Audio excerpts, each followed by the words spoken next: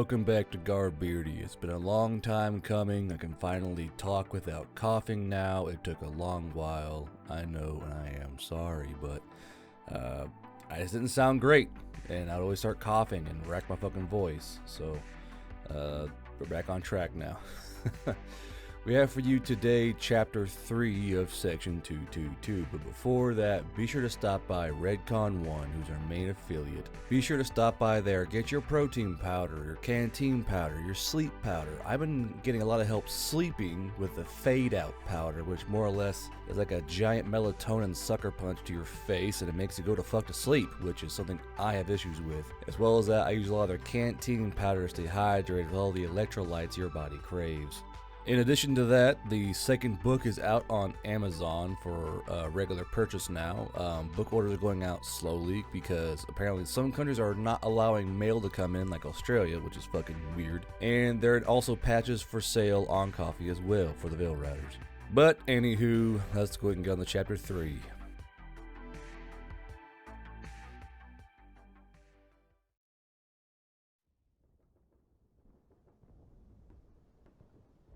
Chapter 3, Blades of Healing, Yule.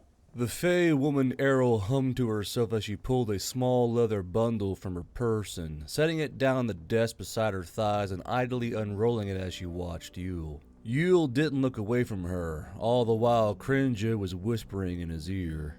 Errol Roira, the secret skinner. She began, and Yule could feel her looking just over his shoulder, her breath like a winter breeze against his ear. The very reason my kingdom fell.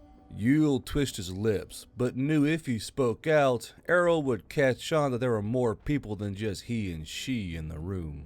Instead, Errol spoke as she unraveled the 3 distinct gleaming blades from the leather bundle. Do you know what these are, Kerr? Yule smacked his lips. He just knew he was going to pay for this later, but the opportunity was there and he just couldn't pass it up. I know you Fae are simple creatures, but I didn't know you had no idea what a knife was.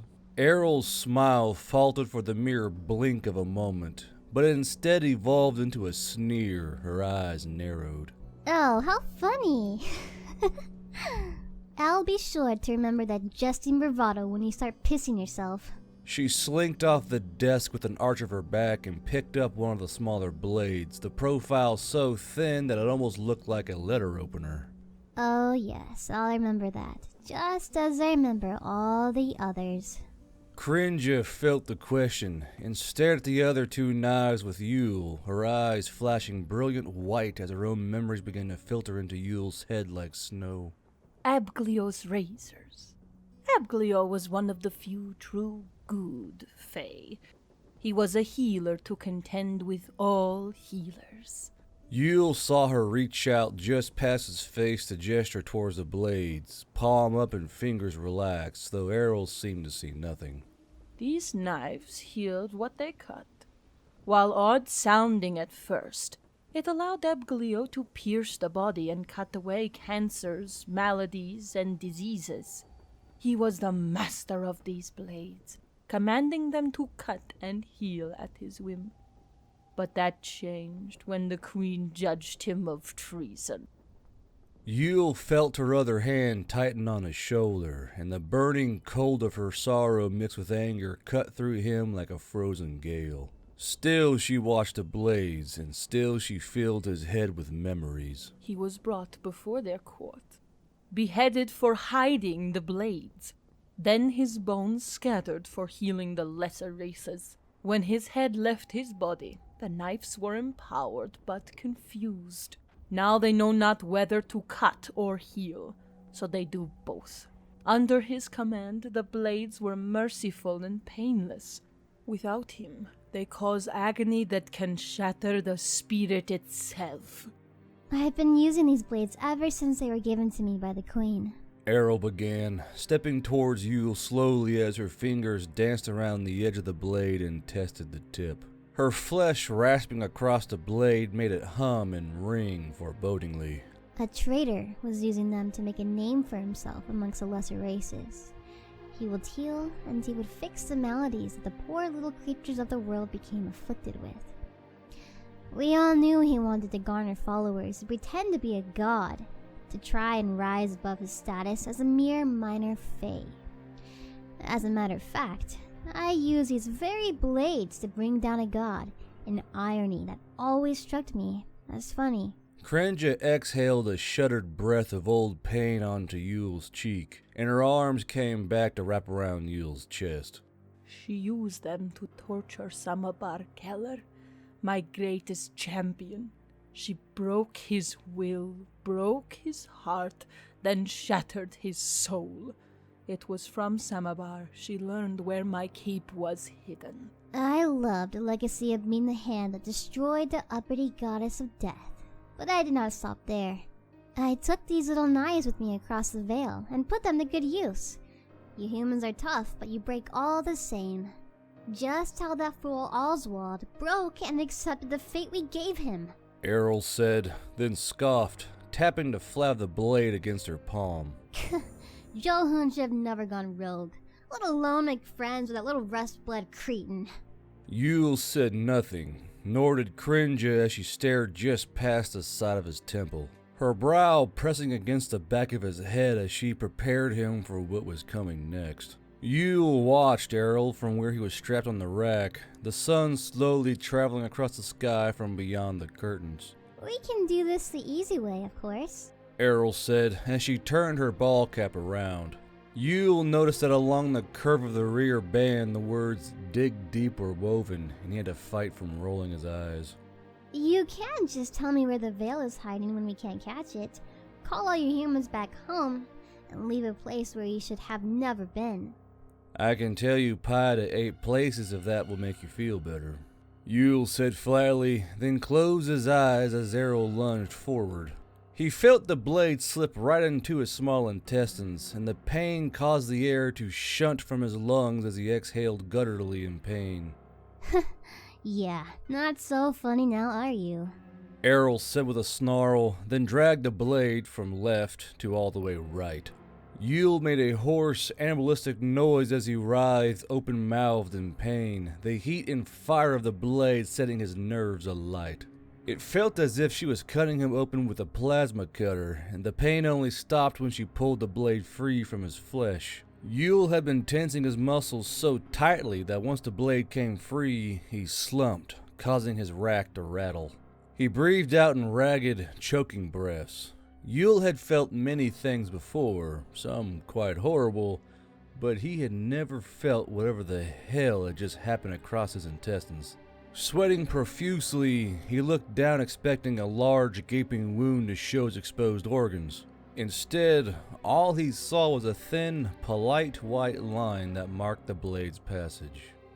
So, Mr. Yule, are you going to tell me where the veil is hiding, or do I have to keep cutting? Errol asked, blowing softly on the tip of the thin, now shimmering blade. Yule breathed in and out harshly. He shook his head and flung sweat at Errol as he shouted out painfully. "Oh, I don't know. Maybe it's down there somewhere. Why don't you take another look?" Gladly. Errol said with a wicked smile. She picked up another meteor-looking blade from the leather satchel and dove them both tip first into each of his lungs. Yule bucked against his bracings as he screamed, the blades digging their way into his lung tissue as Errol worked them back and forth past his ribs. This time Crinja reached up and pressed both of her hands against either side of Yule's temples, and relief began flooding into him from her. The pain was still horrid, but she was sharing the brunt of it. Both Crinja and Yule smiled as the pain blossomed into frothing madness, and Yule began to laugh ruefully, his body still reacting to the pain and bucking against the rack that held him. Errol took this as a personal affront and pulled out the larger blade from his left lung, gesturing with it as she threatened him. You wanna laugh? Laugh at me? I'll show you what happens when you laugh at Aurora. She bellowed, then plunged the knife back down, the blade piercing deftly right through Yule's heart. She held it there, closing her eyes with a cruel grin as she drank in the bellows of Yule's anguish. As the howls and screams continued, another pair of feet were making their way towards the other side of the castle, a message held in their hands, and guilt both old and new weighing on their heart.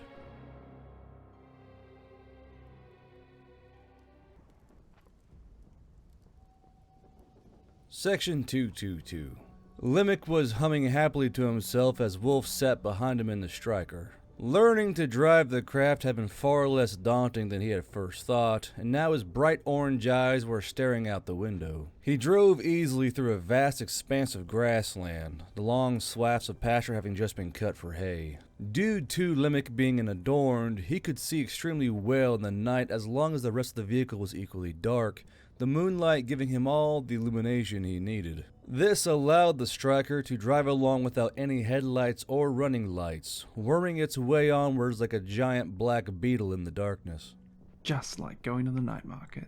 Limerick said softly to himself as he held the wheel carefully, steering around a large clump of rocks. He looked over to ask Wolf a question, and found the human asleep with his cattleman's hat tucked down over his eyes. Behind them both, in the passenger compartment, the rest of the section sat in the pitch darkness. First Sergeant Erinda Caine and Specialist Momoy had to lean forward as their horns proved troublesome with their height and the human-sized compartment. Helena was staring into the darkness towards her feet, bow unstrung and hidden away in one of the racks behind her. She rubbed the palms of her hands together, listening to the sound of her flesh rasping as she wrestled with her thoughts. No one else seemed keen to speak, so she did instead. How long has that been going on out here? She asked to the dark, and to her surprise, Erinda Caine answered. Dead farming has been a part of Alberdon ever since Radagem came into power, and became worse when his wife passed, She said, and Helena could hear her crack her neck, eliciting a chuckle from Momoy. Erinda Caine continued. Oni, Brimtushed, Valley Elves, and even Satyrs settled here long ago after the wars, building back the ravaged lands. These holdings and farmsteads were passed down from family to family, as is proper for generations. This changed swiftly when King Dinoada fell to an incursion from the tribes that live in the savage wood. Good King Dinoada, fair and kind, lives by the truth and the solace of mind. Captain Fedithus muttered out, then rubbed a hand along her face.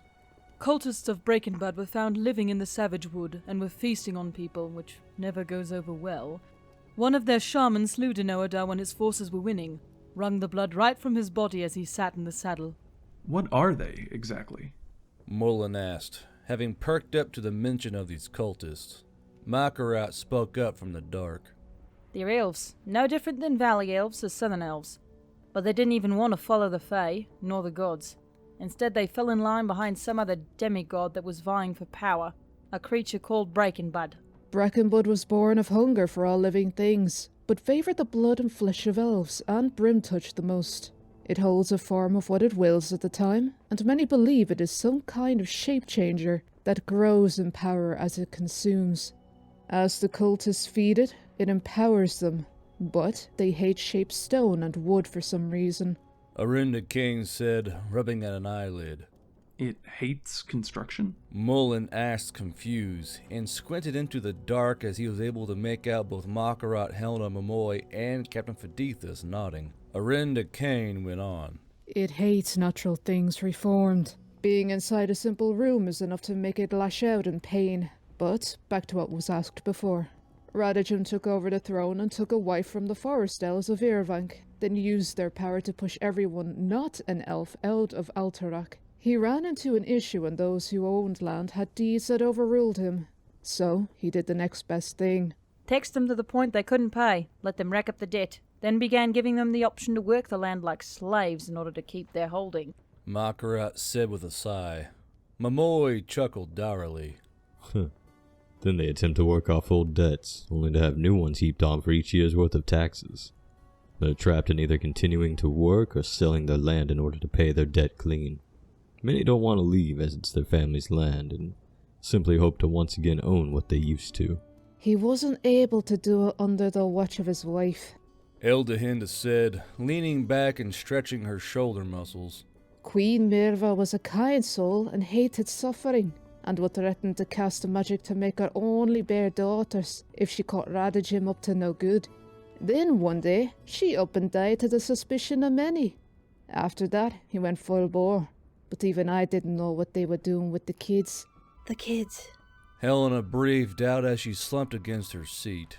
She couldn't get the empty look of their eyes out of her mind. The thought of how many other villages were like this made her skin crawl. Just how many kids were suffering just to keep their parents in line. Momoi hummed in his throat, then clicked his teeth.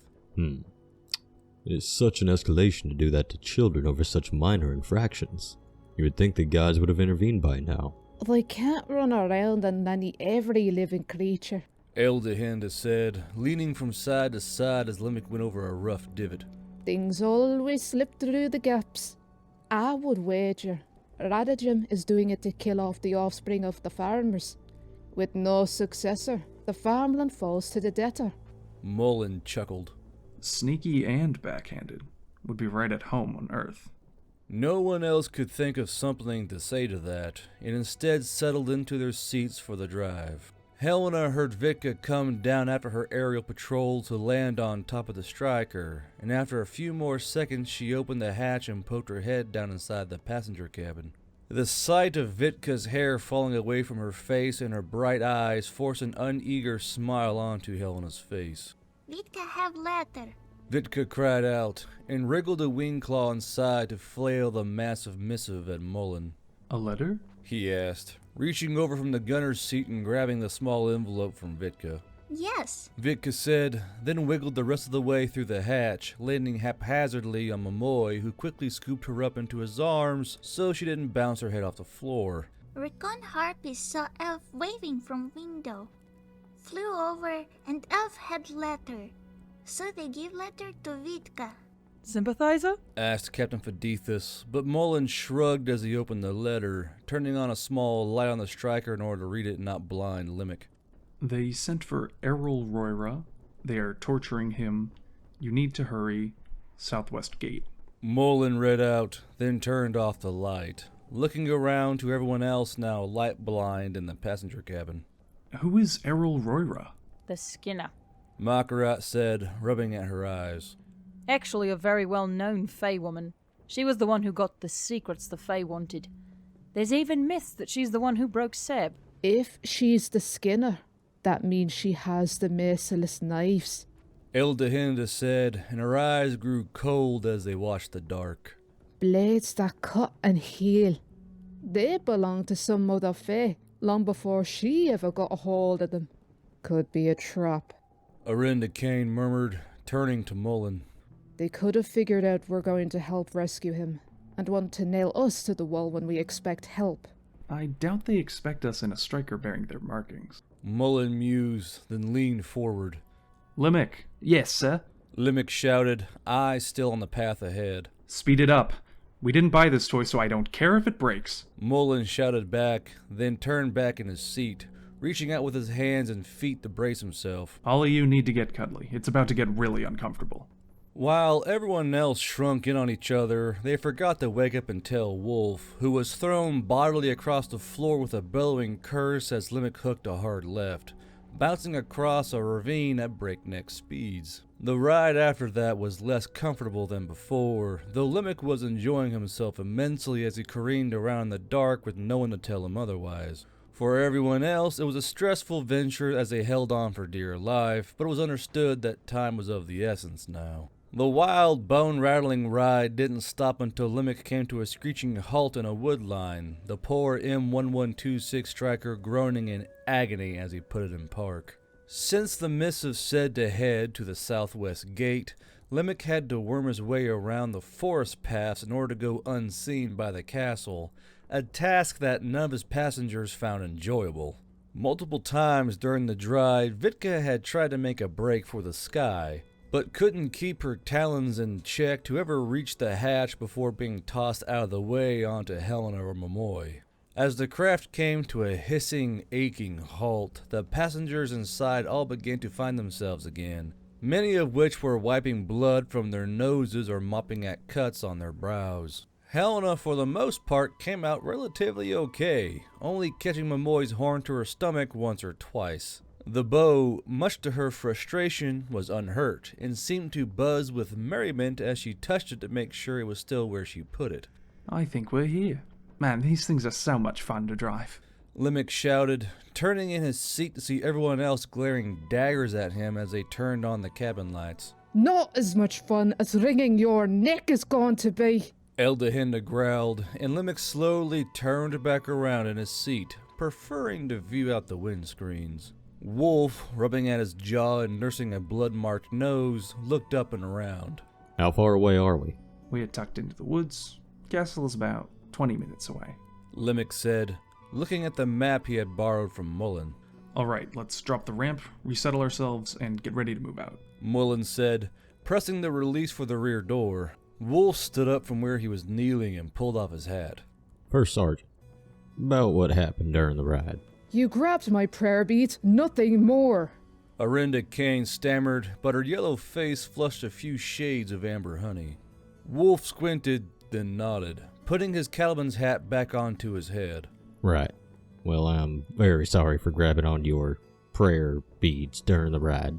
Eldehinda, Makarat, and Momoi spluttered as they tried to contain their laughter, and played it off as either coughing and clutching their ribs or blowing their bloody noses into pieces of cloth rags from their kits. Vitka spilled out into the fresh air before the ramp had even touched the ground, whirling and growling as she got the jitters out of her skin. Helena stepped out into the moonlight, clutching her aching stomach, but her ears perked up to the sounds of fighting all around them. No matter what direction she pointed herself, she could hear the far-off thrums and pops of combat. A few times it sounded like artillery was going off, the air tickling with the faintest hint of vibrations. Captain Fadithus and Olivara exited next, both of them grumpy and fixing their uniforms after being on a tumble cycle for a few miles. Could use that little tart Yethis here. At least she can use healing magic. Olivara muttered, straightening her uniform top and then looking down to check her bootlaces. Captain Faditha snorted, fixing her lapels. You mean the little valley elf that keeps butting heads with you? Thought you all didn't see her that way. Yeah, well, I'm gonna make sure he keeps seeing her that way. Olivara growled, then rustled around in her rucksack to find an intact healing potion to sip. Ahead of them, near the front of the striker, Specialist Momoy and Sergeant Major Mullen were staring through larger binoculars found within the striker, the turret of which whirred back and forth, Limerick working the controls and using the night vision optics to his advantage. How long have the attacks been going on for, Sergeant Major? Momoy asked, noting that the castle itself looked quite full and lively, and even the walls seemed teeming with bodies. Mullen pulled his eyes away an inch and looked down at the watch on his wrist, the light of the moon glinting across the glass. About 2 hours, give or take. The castle should have responded by now. Hey, Limerick. Mullen called out, then scrambled up the striker to poke his head inside the open driver hatch. Limerick? Yes, Sergeant Major? Limerick called back, poking his head around the gunner station. You get a hold of those recon harpies yet? Limerick carefully plucked the correct battered hand radio he had found, double-checked the field manual he had fetched from his satchel, then clicked the button on the side as he spoke into it. Section 222 to Long I-2. Linux? A voice called back through the radio. The voice distorted mildly by wind, and he crouched towards Mullen, holding the radio out. We're on a random freak, so hopefully no one else is listening. I tried a few things, and no one else spoke back, just Long I-2. Mullen took the radio, then had a light bulb sparkle in his brain. While you're at it, dig around in the bigger radio and see if you can listen in on any other radios in the castle. Limerick bobbled his head from side to side with a devious look, the many pull rings tinkling softly as he waggled the field manual. Who says I haven't been, Sergeant Major? Don't say anything. If you find an unencrypted frequency, just listen in. Mullen warned, then slipped up and out of the striker, sitting down on the hood as he turned the radio on in his hand. Section 222 to Long I-2. Yes? The same wind-swept voice called back, and he recognized it as the Raven Harpy Regina from before. Mullen sighed. He would have to discuss radio etiquette again if he survived this venture. Are you anywhere near Rector? We are overhead on a draft and idle. Regina called back, her voice easy and comfortable. Can you see into the city? Have any of the combat elements moved out? Let us look. Regina said, then cut off abruptly. Mullen waited, tapping his boot against a small headlight. 10 minutes passed and the radio finally crackled back to life. Very little response from castle. Motor pool is still quite full with soldiers milling about in clusters. I guess in an excited manner. Connected with the other Recon elements. And they say the attacks are going with little resistance. Red Tour was taken and remaining enemy forces have fled south to Sweetwater. Mullen cursed. They hadn't taken the bait whatsoever and were content with letting the smaller holdings fall if it meant holding on to Yule long enough to break him. He clicked his teeth and clicked the radio back on. Do you have any weapons on you? Just grenades and a little bit of explosives. We will have to land in order to prep them. Regina replied, and he heard the twinge of intrigue in her voice. How many other recon elements can you pull in? Mullen asked, a plan slowly forming in his brain. Mullen heard Regina hum as she held down her receiver button. I may be able to bring in 2 or 3. I know Lone Guy 6 is on standby a few leagues from here. Get as many as you can and radio back to me for further orders. Prep those explosives too. Mullen said, then set the radio down near his boot to think. Time marched on as Mullen came up with an idea to get inside the castle. It was so action movie-esque that it made him cringe, but the castle's garrison had refused to move and he couldn't risk going in quietly and then getting gunned down. Using whatever explosives they could find, they fitted a cluster grenade around one of Vitka's talons, then strapped a radio and a headset to her in the hopes it would stay on in flight. While the rest of the section was not in favor of the plan, there was little else that sounded any better. Mullen's idea was to pretend the striker was being chased, then drive towards the main keep where Yule was being held. There, Vitka would throw down her bomb and blow the striker into the keep, or mask the movement of them driving straight into it on purpose. After that, they would disembark as the other recon harpies threw their own explosives into the motor pool, strewing chaos and explosions to distract everybody else. If everything went right, the garrison would mount the walls to expect an attack.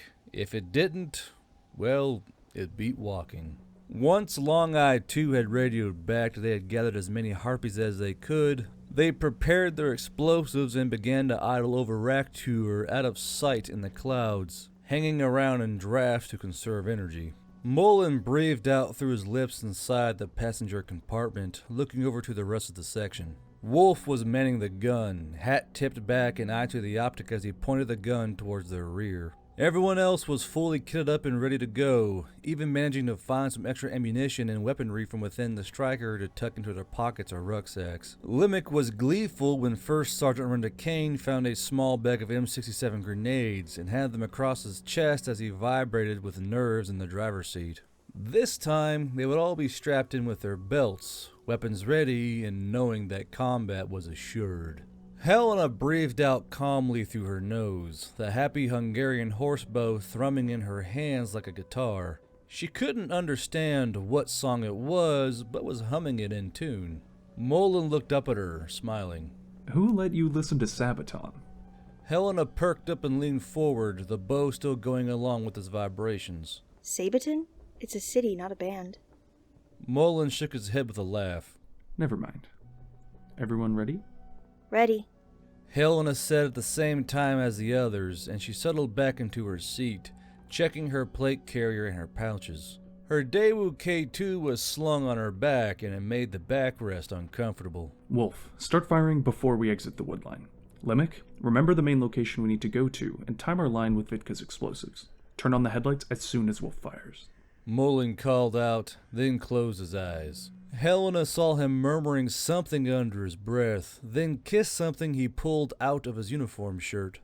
He tucked whatever it was back into his shirt, then nodded to Wolf. Let's misbehave, gentlemen. Yeehaw! Wolf cried out, then slammed down the trigger for the top-mounted machine gun. The M2 thumped to life as Limerick popped on the headlights and hit the gas, tearing down and away from the tree line towards the small road that led to the southwest gate. Helena closed her eyes as the striker rocked back and forth, while on top the machine gun continued to fire at an enemy she knew didn't exist. Fire and smoke.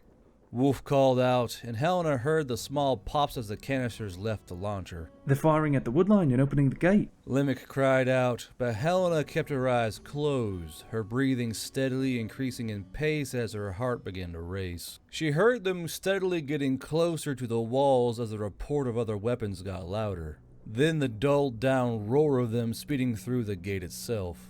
She clutched the bow tightly as it rested against her thighs, still happily humming despite the bedlam around it. She felt Limerick make a hard left turn, then reached down to pull 6 arrows from her quiver. She placed them point down in her bow hand and braved out through her nose again, trying to calm her nerves. The striker took another turn, sped down a cobblestone road from what she could feel, then an explosion rocked the entire vehicle. Helena gritted her teeth as the striker began to spin. Obviously, either Limerick or Vitka had been overzealous and had somehow blown 2 of the driver's side wheels apart.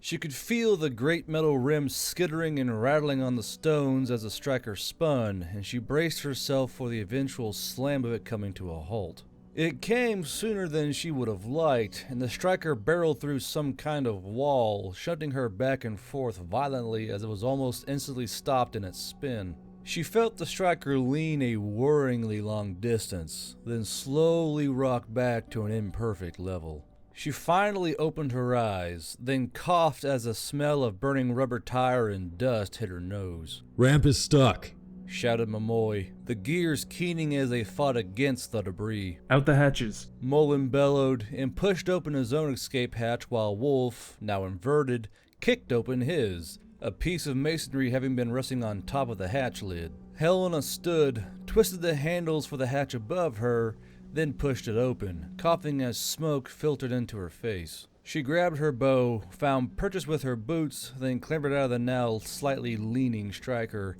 coming down to a pile of rubble that was once the wall to the carriage house section of the castle. She heard more explosions in the distance, as well as the rattle of machine gun fire. Helena coughed and looked around, then froze as she saw a man slamming open the door to the main hallway leading from the carriage house. He was not a castle guard, but a normal chosen child soldier, and his own eyes widened as he raised his rifle.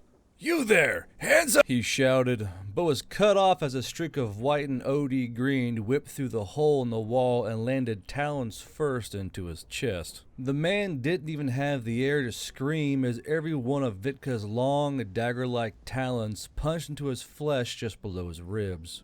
Vitka bowed her wings, loaded her stomach muscles, then wrenched her upper torso sideways. She used the motion to power her legs as well, and ripped the man open as she worked her talons, only his spine keeping his body in one piece. He was dead before his organs hit the stairs and tumbled down them.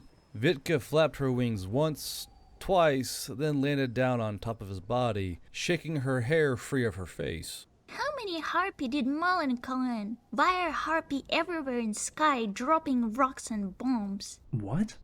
Mullen said, checking his magazine as he looked around, then blanched at the southern elf cooling on the stairs. "I only called in a few teams with Regina." Ha! Vitka barked, then gestured with her wing claw to the large gap in the broken wall. Look for yourself. Helena turned and could see past the smoking, ruined tires that harpies were everywhere in the sky, darting back and forth through machine gun tracers to drop whatever they held in their claws. 2 annoying little J-harpy threw their own bombs with mine. One had made some kind of buster bomb. Threw striker way, of course. Helena saw one harpy catch a spray of machine gun fire and fall, landing with a concussive detonation as their explosives went off on impact. Some of them aren't even wearing uniforms. "Not our current problem." Mullen said, stepping forward and kicking the corpse of the southern elf off the steps. "Let's get inside and find Yule. This is going way outside the proportions I imagined. Helena, you're on point." Helena swallowed nervously but jogged up the stairs and into the long hallway, pulling an arrow free of her quiver and knocking it to avoid messing with the ones in her hand. Everyone else in the section filed in after her, rifles lowered and eyes scanning. Even though it was only the hallway to the carriage house, it was still furnished with thick carpets and drapings hung from tasteful sections of the walls. Helena didn't have long to wait before she had to fire her first arrow. A door opened ahead of them as an armored royal guard stepped through hurriedly, fumbling with a large red container. Helena noticed he was holding a modern fire extinguisher to his chest and must have thought the carriage house was on fire.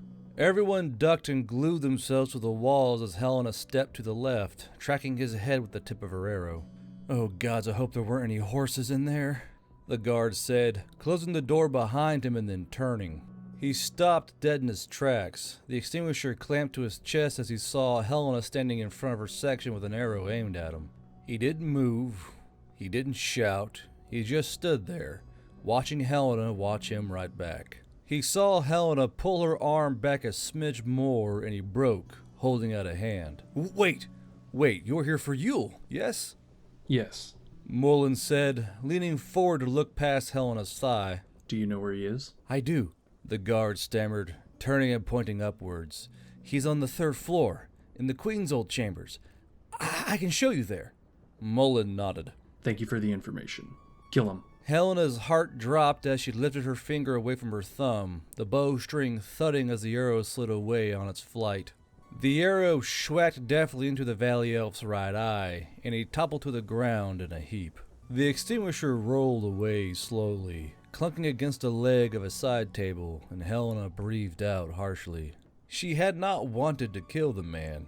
He was not being outwardly hostile, and seemed to be more worried about the prospect of the horses being in harm than anything else. A lump quickly formed in her throat as she readied the next arrow in her bow hand, and she began to doubt that it had been a good kill. Move up. Mullen ordered, and they all stood, making their way to the door. Helena stood to the side and placed her hand on the handle as everyone moved around it, and she pushed it open, bringing her bow back into a low ready. No one fired, so Helena whirled and began moving down a nearby wall, her section following behind her. This room was some kind of entertainment hall, and no one was thankfully present inside of it. Helena saw a staircase and jogged over to it, peeking up into its entryway. Anyone there? Mullen asked, and Helena shook her head. No, I don't hear anyone either. Up we go then. Mullen said, and Helena strode up the stairs, bow aimed just ahead of her. They continued their climb until they came into another great hall, this one appearing to be some kind of study. Down its lengths were tables, chairs, bookcases, and even instruments for making compounds or distilling draughts. How many halls does one king need? Momoy whispered, looking around in annoyance at the space and the attendants who hurriedly ran back and forth with buckets or mops. Helena hoped that the attendants would have moved on, but were instead cleaning the dust from the tops of the tables, as dust was filtering down from the ceiling due to the nearby explosions. There's 3 staircases. We'll have to split up. Mullen said, then pointed his fingers at those behind him. Wolf, take Vitka, Eldehinda, and Limik. First Sergeant, you take Alavara, Makarat, and Captain Fadithis with you. Helena and Momoy, you're with me. Helena breathed out a sigh of relief, but stiffened as Mullen's voice once again piped up. Helena, kill those attendants. We can't let them see us. Helena turned her head, looking at Mullen with wide eyes. But, Sergeant Major, they're just civilians working inside. And they have working mouths. Shoot them so we can move out and get Yule. Mullen ordered, and Helena could see the grim faces of everyone else as they understood what Mullen's thought process was. Helena swallowed shamefully, lowering her head towards the ground, but knocked an arrow to the string of her bow. The Hungarian bow vibrated lowly, not in the usual upbeat tones it usually did, and she grimaced as she lay her eye on one of the women. As she drew back the string, the bow resisted her, and she had to strain to just pull it back halfway. Helena grit her teeth as she struggled to pull the bow back, her eyes fuzzing with tears of frustration. The bow won't let her. Eldehinda said in a low tone and strode past Helena, both of her hands bearing her fighting daggers. With a flick of her wrists, both of the daggers flew from her hands and sang through the air. Each dagger burrowed itself expertly into the chests of the workers, one woman falling over with a mute cry in the splash of her water bucket. Helena gasped out as she watched the two fall to the ground, and the bowstring suddenly relaxed in her grip, feeling as comforting as it had before. She looked down at Eldehinda with shock in her eyes, but the dwarfess matched her gaze with one of businesslike ease. Good work, Sergeant. Mullen marked, then stepped forward past both of them as he entered the room. Helena swallowed and stepped forwards with the rest of the section, falling behind Mullen and Momoy as everyone else split off to their respective staircases. Mullen stopped, then gestured for her to take point again as they came to the steps before them. Helena mounted the steps, sniffed once, then angled her bow upwards as they traveled up the spirals of stairs. A valley elf wearing the uniform of the chosen children was walking down the stairs with a rifle in his hands, but didn't have much time to react when he came eye to eye with Helena. The bowstring yielded to her sudden jerk, and the arrow left her hand as easily as it usually did. Helena supposed he must not have been wearing plates, as the arrow dove into his heart right up to the fletchings, the rest of the arrow sticking out of his back with a red gleam. He fell and rolled down the stairs until Momoy stopped him with a boot, and they continued upwards. Outside, the sounds of explosions and gunfire were still booming and crackling away, but it was certainly less than it had been before. How much time do you think we have, Sergeant Major? Momoy asked, turning around and checking behind him with his rifle. Mullen shrugged, his slight limp becoming slowly more pronounced as they traveled the stone stairs. We may have another 10 minutes or so until things calm back down. If the Harpies started fires, maybe a bit more. A lot less if one of the other groups uses their rifles. Helena murmured and saw that it was getting brighter above them. Eldehinda grabbed her knives, so it's only one group we have to worry about. Momoy said, then jerked his head. I smell candle wax. Above us, Helena whispered and took more care of her steps as she came around the final bend. There was no door, just an arched opening carved intricately from stone. On each side of the opening were two large candles in glass sconces. The flames within glowed happily from inside their glass walls, and they emitted a faint scent into the air. Momoy sniffed again, then leaned around Helena and Mullen. Smells like wax from the Orani Highlands. Helena squinted an eye to spite herself, then turned to Momoy. you can tell where it's from just by how the wax smells? The orcs love their bees up there. Warriors fight, but the craftsfolk work in great hive fields and make candles. The bees are the size of a calibrin, and their wax has a distinct smell. Momoy said, then cleared his throat as Mullen rolled his eyes. We can discuss bees later. Let's get in those rooms ahead.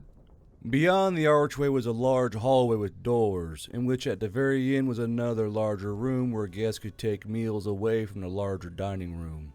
Helena sniffed and realized the small kitchen was cooking at this very moment some kind of sweet thing that smelled of sugar and bread.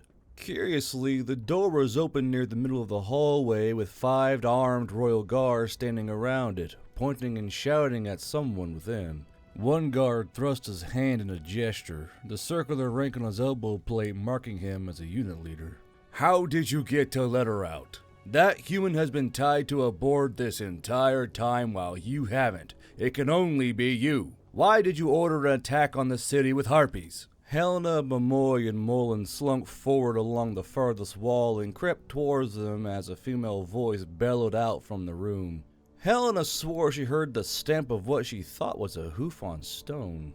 Me getting a letter out? How exactly? You savages put me in a room with no windows, no basin. What you assume is a bed that I can use, and nothing but a bucket for me to relieve myself in. How in the Maker's hands could I have gotten a letter out? She screamed indignantly, but the guards were not dissuaded. We've seen multiple cavalry groups making camp outside the capital within the forest. One began, crossing his arms as his unit leader growled in his throat. They've been warned every time we rode out to meet them, and have eluded us. Is this part of your rescue party? Another stomp rang out from the room. Oh, aye, such a shock that the soldiers are sent to find out where a missing diplomat has gone off to. Did you think I had multiple stops along the way? No! This was the only mission I had.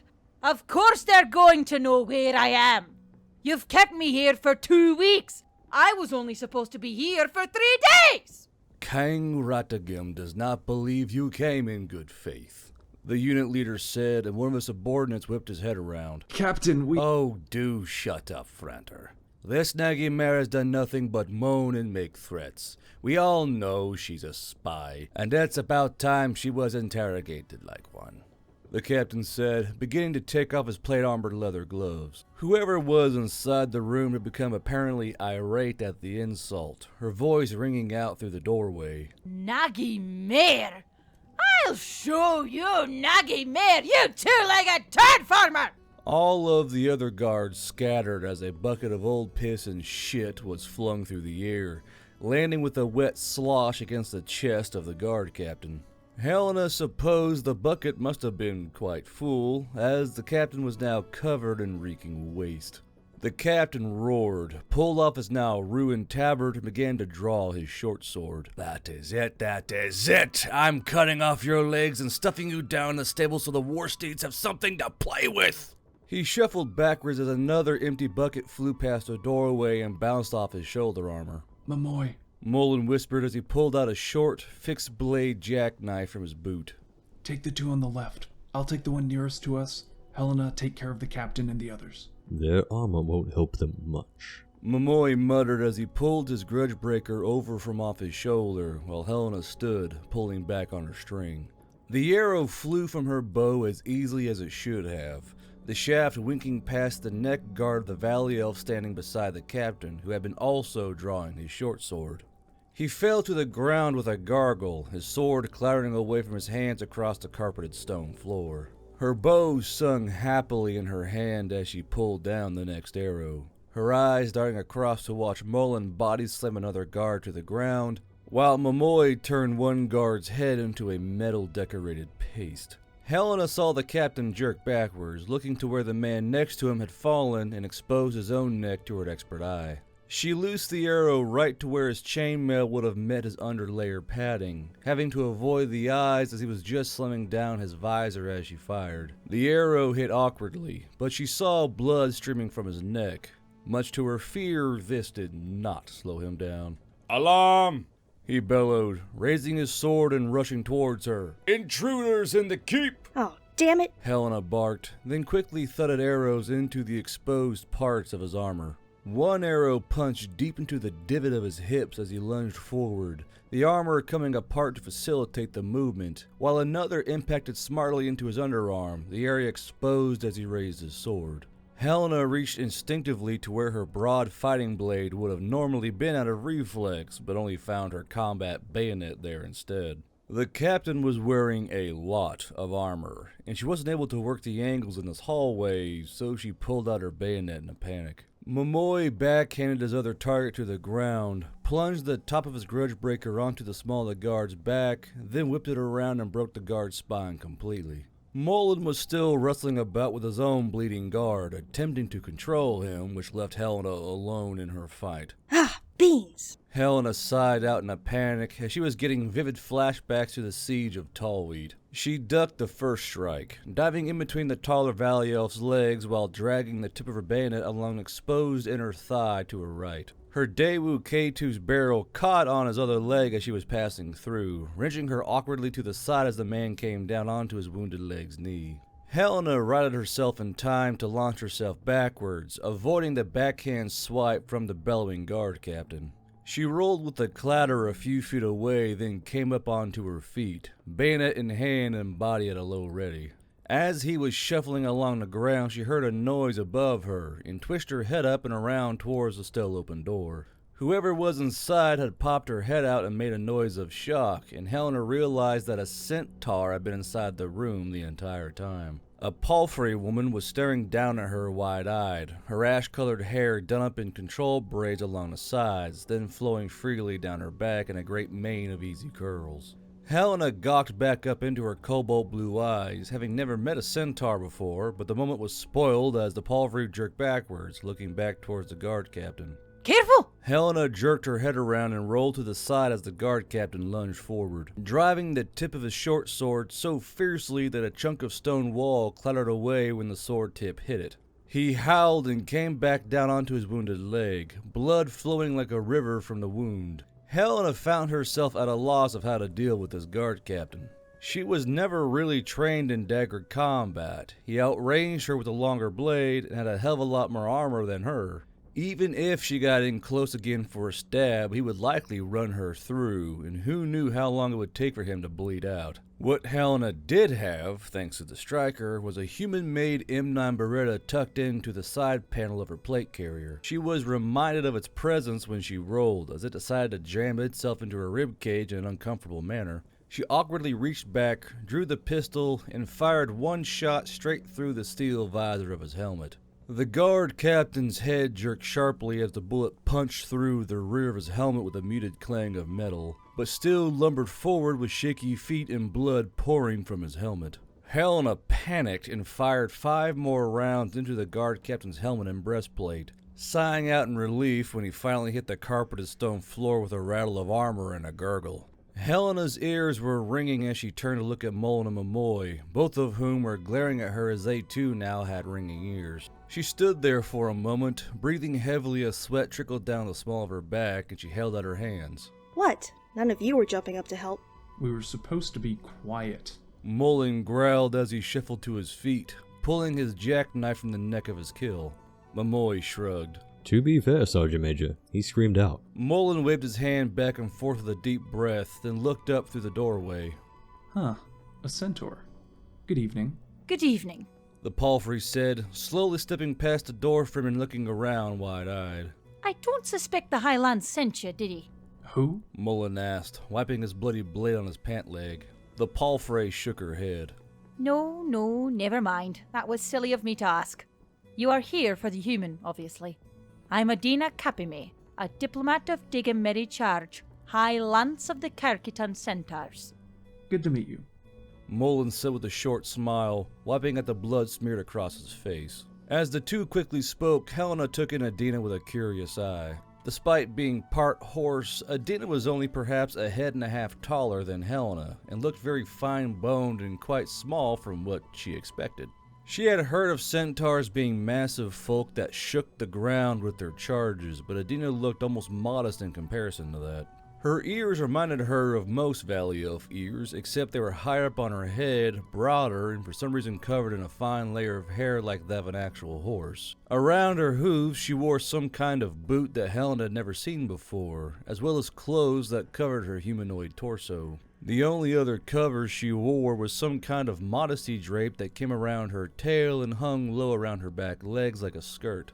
All of her clothes looked as if they needed a good wash, and suspected that the castle staff hadn't been letting her enjoy the usual amenities that diplomats normally take advantage of. Helena perked back to reality as Mullen took a sharp edge to his voice. While I understand that you've been kept here against your will, you are just not our mission. We are looking for Yule, and he is our priority. Yes, and I understand that, but I must insist ye alleviate me from the burden of this place. I will of course put in a good word with the Highlands. Adina chided right back, and she placed her hands on her humanoid hips. Sergeant Major? Helena said, stepping forward as she decocked her pistol, a trick Limik had shown her. We can't leave her here. You heard what they said. They were going to chop off her legs. Momoy tapped the end of his grudge breaker against the floor. Yule would not approve of us leaving her here, Sergeant Major. Especially not an abused dignitary. Mullen growled and slapped his forehead with his hand. Bleeding hearts of the world unite. Fine. Miss Adina, you can come with us, but we are not slowing down for you. What weapons do you know how to use? Adina murmured, looking around before spotting the short sword of a dead guard. She bent down with a slight hinge at the knees and scooped up the blade into her hands. I know how to use one of these. You stick them with the pointy end until they stop moving. So they say. Fantastic. Is anyone else in this corridor? Mullen asked. Adina pursed her lips as she thought. Not that I remember hearing. Most of the fun rumors and murmurings have been going on at the other end of the keep. We took the wrong staircase. Momoy said with a laugh while Helena shook her head. Helena sighed, then put the pistol into the slip pocket on her plate carrier as she unslung her rifle, re-slinging her bow on her back. We took the wrong staircase. Oh, come now, that is out of perspective. Adina said with a bright smile as she gave one of the nearby corpses a rough kick. To me, you chose the right staircase.